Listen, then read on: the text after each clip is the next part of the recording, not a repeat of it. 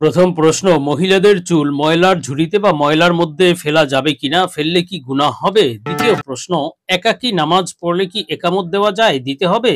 তৃতীয় প্রশ্ন, কোন স্বপ্নগুলো দেখলে জীবনে দুঃখ কষ্ট আসে, সেই স্বপ্নগুলো জানাবেন যাতে সতর্ক হতে পারি। চতুর্থ প্রশ্ন, স্বামী স্ত্রী নামাজের জামাত করতে পারবে কিনা, এতে কি গুনাহ হবে নাকি সওয়াব হবে? পঞ্চম প্রশ্ন, নামাজে অজু ছুটে গেলে করণীয় কি? আসসালামু আলাইকুম ওয়া রাহমাতুল্লাহি ওয়া বারাকাতুহু। আলহামদুলিল্লাহি ওয়াহদা ওয়াসসালাতু ওয়াসসালামু আলা মান লা নাবিয়্যা বা'দা। প্রিয় দর্শক, অত্যন্ত গুরুত্বপূর্ণ অনেক প্রশ্ন আমরা আপনাদের কাছ থেকে পেয়েছি। আজকের এই ভিডিওতে তন্মধ্য থেকে উল্লেখিত নির্বাচিত গুরুত্বপূর্ণ 5টি প্রশ্নের জবাব নিয়ে বিস্তারিত আলোচনা করবে ইনশাআল্লাহ। সুতরাং মনোযোগ সহ ভিডিওটি শেষ পর্যন্ত দেখবেন। আর আপনার কোনো প্রশ্ন থাকলে অবশ্যই কমেন্টে লিখে যাবেন, আমরা পরবর্তী ভিডিওতে জবাব দেওয়ার চেষ্টা করব ইনশাআল্লাহ। তো প্রিয় দর্শক, আমরা সরাসরি প্রশ্নের জবাবে চলে যাই। একটি প্রশ্ন ছিল যে নামাজে অজু ছুটে গেলে করণীয় কি?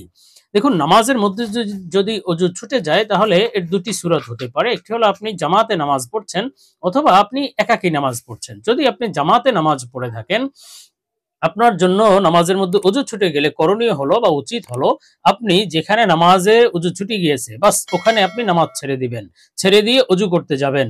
অজু করে তারপরে আপনি আবার এসে পড়বেন এবং যাওয়া আসার পথে নামাজ ভঙ্গের অন্য কোনো কারণ করবেন না।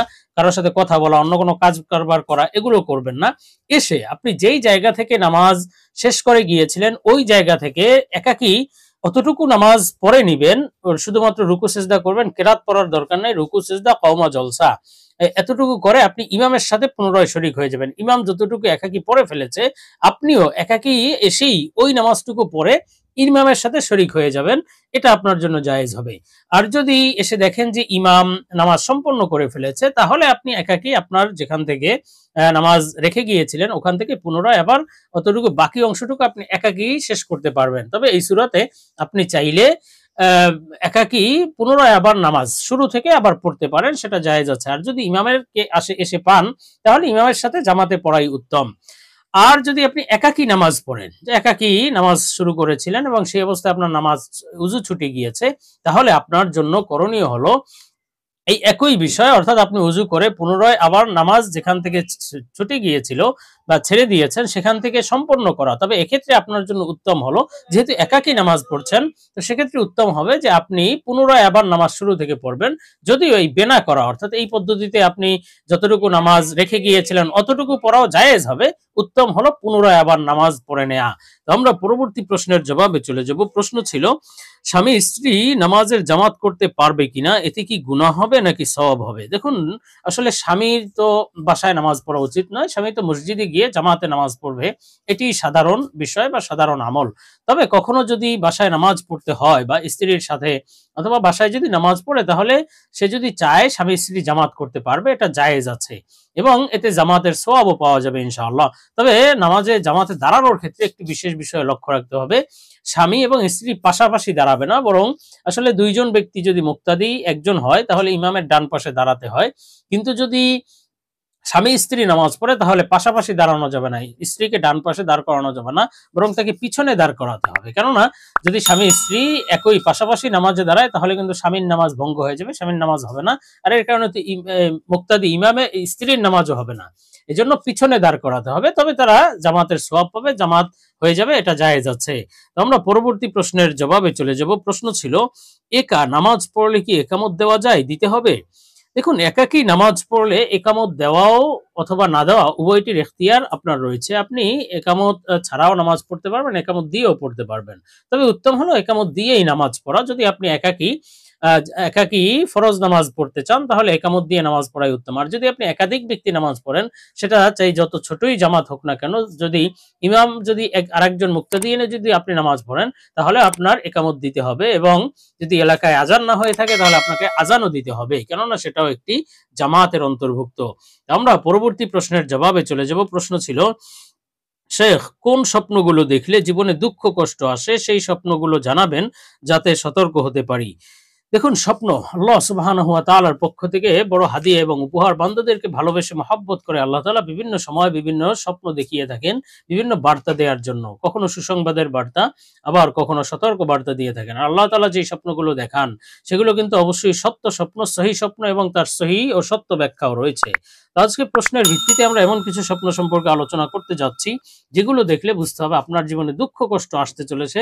আপনাকে সতর্ক বার্তা দেওয়া হচ্ছে, সতর্ক হতে হবে এবং এই স্বপ্নগুলো দেখলে আল্লাহ তাআলার কাছে দোয়াও করতে হবে। এ সম্পর্কে আমরা আলোচনা করব নির্ভরযোগ্য স্বপ্নের ব্যাখ্যার কিতাব আল্লামা ইমাম মুহাম্মদ ইবনে সিরিন রাহমাতুল্লাহ আলাইহির তাবিরুর রুইয়া কিতাব থেকে। হযরত মুহাম্মদ ইবনে সিরিন রাহমাতুল্লাহ আলাইহি বলেছেন, স্বপ্নে যদি কোনো ব্যক্তি দেখে যে তার এক পা কাটা অথবা এক পা ভেঙে গিয়েছে, এই ধরনের স্বপ্ন দেখলে এটি বড়ই সতর্ক বার্তা। আপনাকে দুঃখ কষ্টের সতর্ক বার্তা দেওয়া হচ্ছে। বড় কোনো বিপদ-আপদ আসতে পারে, সেটা আপনার অর্থ সম্পদ নষ্ট হয়ে যেতে পারে।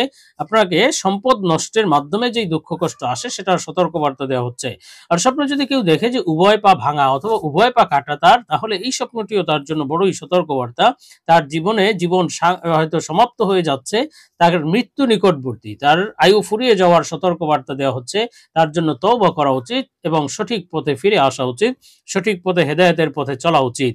আর স্বপ্নে যদি কোনো ব্যক্তি দেখে যে তার কাচের পা অথবা কাচের পা লাগিয়েছে, এই ধরনের স্বপ্ন দেখলে বুঝতে হবে এটিও তার জন্য মৃত্যু নিকটবর্তী হওয়ার আলামত। মৃত্যুর পূর্বে এই স্বপ্নটি মানুষকে বারবার দেখানো হয়ে থাকে।